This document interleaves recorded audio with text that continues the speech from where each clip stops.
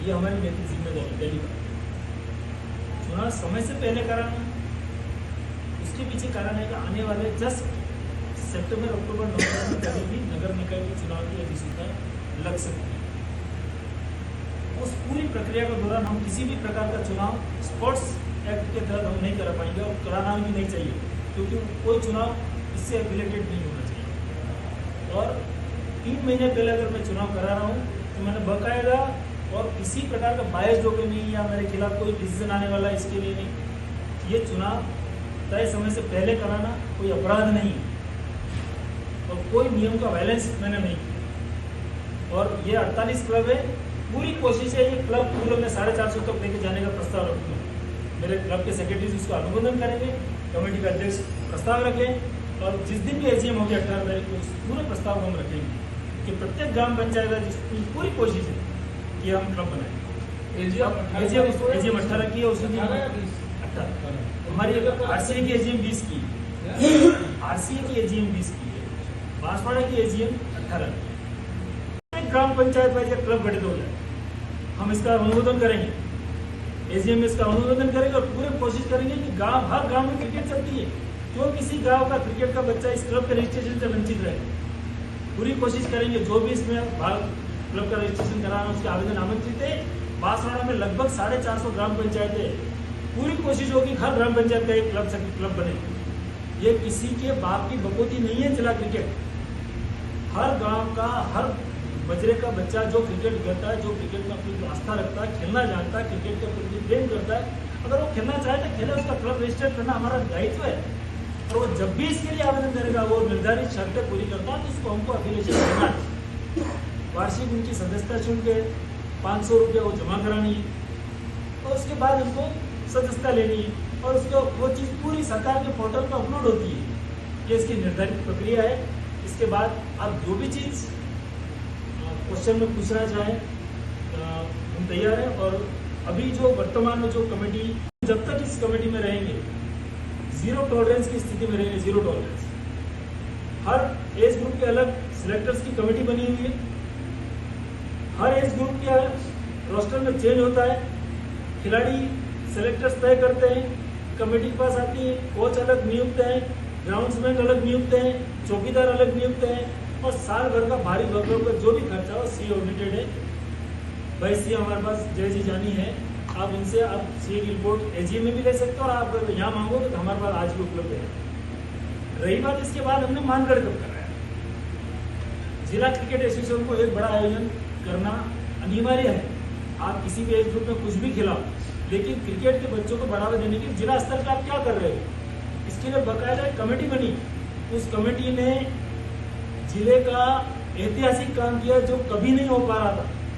विगत मैं जहाँ तक मेरी समझ में विगत 25 से 30 वर्षों में इस ऐतिहासिक क्रिकेट प्रेमियों ने जिस मैचेस को देखे हैं, ऐसे मैचेस मानगढ़ कप के नाम से डिस्ट्रिक्ट क्रिकेट एसोसिएशन ने कराया, उस कमेटी ने कराया, उसके चेयरमैन भाई नटवर भाई आपके नेतृत्व में पूरा कार्यक्रम आयोजित किया गया और पूरे डीसीए के क्लब सेक्रेटरी ने इसमें भाग लिया।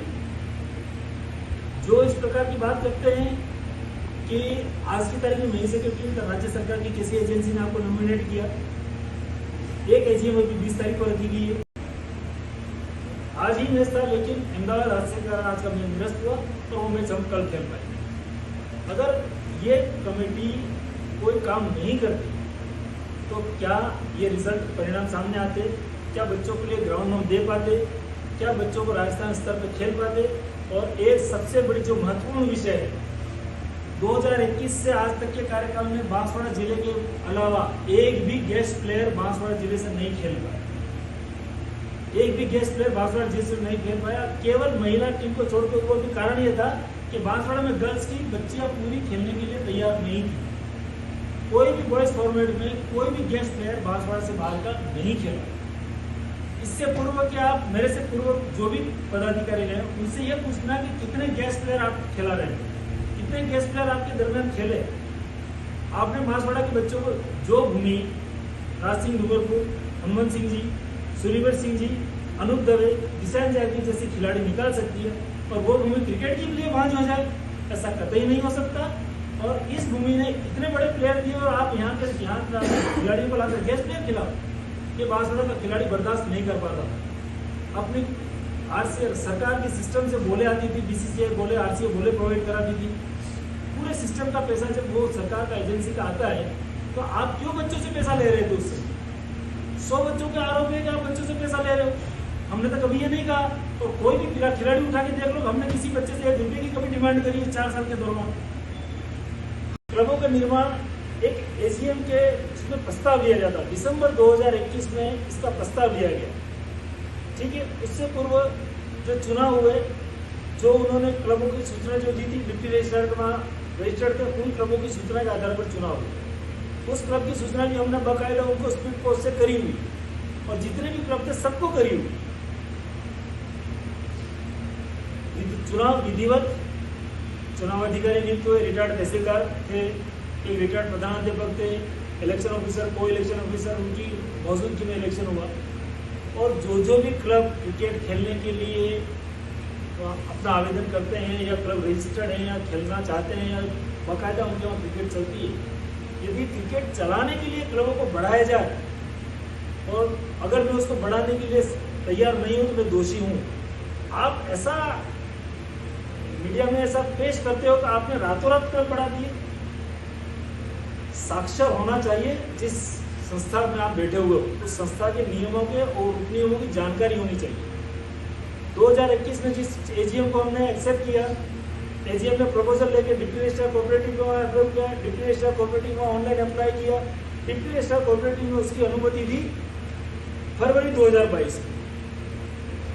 फरवरी 2022 में ये चीज़ राज्य सरकार के पोर्टल पे है और उसकी कॉपी में आपको उपलब्ध करा सकता हूँ। ये उसकी समस्त सूचियाँ जिन जिन क्लबों ने, और मुझे कहने में बड़ा गर्व है कि प्रत्येक क्लब ने अपनी हिस्सा राशि, जो वार्षिक हिस्सा राशि एफिलिएशन फीस है 500 रुपया, प्रत्येक क्लब के पदाधिकारी ने अपने खाते से ऑनलाइन या तो डीसीए को किया या चेक भेजा या कैश आके दिया हुआ।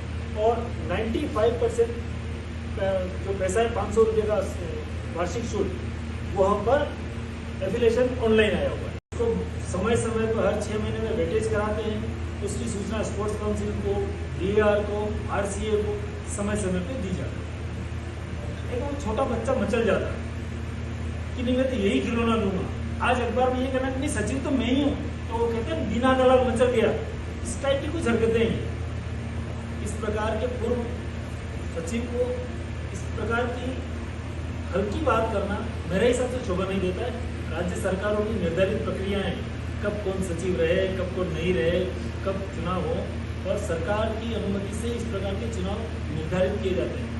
तो मैं अगर कुछ सोच लूँ मैं आज चुनाव करा लूँ और बिफोर टाइम का चुनाव अगर मैं चुनाव नहीं कराता या देर से कराता तो मैं दोषी रहता। इस पूरे चुनाव प्रक्रिया में बाकायदा कानून बना हुआ कि 6 महीने कार्यकाल के खत्म होने से 6 महीने पूर्व इस चुनाव को कराया जा सकता है। रिटर्न में भी दिया कि इस तारीख को चुनाव की प्रक्रिया क्लबों को नोटिस जारी कर चुके हैं। आज तारीख से चुनाव की प्रक्रिया चालू हुई और आज चुनाव का वोटर लिस्ट आज 13 तारीख को वोटर लिस्ट जारी भी होगी। हमने क्या काम किया, कितने बच्चे हमारे खेल पाए और उसका पूरा पुलिंदा है। 1-2 खिलाड़ी हो उनमें उसकी पूरी बानगी हमारे पास, और हर फॉर्मेट वर्ष 14, 16, 19, 23, 24 जो कॉलविन और गर्ल्स, हर फॉर्मेट में हमारा बच्चा या तो टीम क्वालिफाई होकर गई है या हमारा बच्चा कैंप अटेंड किया, चैलेंजर खेला या राजस्थान खेला। इस स्थिति में हमने इस क्रिकेट को चलाया। जिस दिन चुनाव की तिथि घोषित थी उसी दिन एक कमेटी तय कर दी थी ताकि ये पूरा चुनाव और लोकतांत्रिक प्रक्रिया से हो, हमारा किसी प्रकार का किसी भी पदाधिकारी का इसमें इंटरफेयर नहीं हो। इसके लिए बाकायदा चुनाव की एक कमेटी बनाई। हमारे भाई अनिल जी पटेल, नटवर जी तेली और कपिल जी जोशी, आप तीनों कमेटी के सदस्य हैं। का उन्होंने नहीं कैंपस उसका जो चुनाव कराया वो निजी संपत्ति के अंदर चुनाव कराया। सबसे पहले जब उन्होंने अपना कार्यकाल 20 वर्ष 21 वर्ष के आसपास का रहा, उस 21 वर्ष के दौरान उनके कार्यकाल की वो कोई एक ऐसी उपलब्धि बता दे जिसको बांसवाड़ा जिले का नाम गौरव से लिया जा सके। और मुझे ये बात कहने में बड़ा फक्र है कि 4 वर्ष का मात्र कार्यकाल रहा है और उस 4 वर्ष के कार्यकाल में सबसे बड़ा खिलाड़ी के लिए सबसे बड़ा जो चीज होती है उनके लिए ग्राउंड होता है। वक्त 2002 में जो ग्राउंड को पूर्व जिला कलेक्टर महोदय राजेश सिंह जी ठाकुर ने जिसको आरक्षित करके गए थे, उस ग्राउंड के सीमांकन तक वो नहीं करा पाए उनके सचिव रहते हुए। और जब सरकारों को आना जाना लगा रहा, कोई प्रयास हमने किए, उस ग्राउंड का सीमांकन हुआ, उस ग्राउंड का स्टेडियम निर्माण हुआ, सीढ़ियाँ बनी, पिच तैयार हुए और सब सुविधाएं क्रिकेट के लिए करी। तो अगर मेरा क्रिकेट के स्टेडियम के लिए काम करना अगर अपराध है, तो ऐसे अपराध मैं बार बार करना चाहूँगा। विशेषकर वक्त जब स्पोर्ट्स काउंसिल ने जिस चीज़ को वेटेड लिस्ट करके अप्रूव करके इलेक्शन की अधिसूचना को स्वीकृत किया, डिफरेंट स्टार्स कोऑपरेटिव ने इस सूचना को 2022 के जनवरी या फरवरी माह में इसको अपलोड किया हुआ है। और इसको ऐसे ही अपलोड नहीं कर दिया, इसकी एक निर्धारित प्रक्रिया है। उनको ये इसलिए ध्यान नहीं पूर्व सचिव को कि उन्होंने जब मर्जी हो तब क्लब बनाए हैं, जब मर्जी हो तब क्लबों को घटाए हैं और पूरा परिवारवाद किया उन्होंने। और मैंने उस चीज़ से परिवारवाद से तकलीफ नहीं है, मुद्दा ये है कि उन्होंने कभी भी इसको लोकतांत्रिक प्रक्रिया से चुनाव कराने का सोचा ही नहीं। कि हमारे पूर्व सचिव द्वारा सूचना दी थी मीडिया ग्रुप के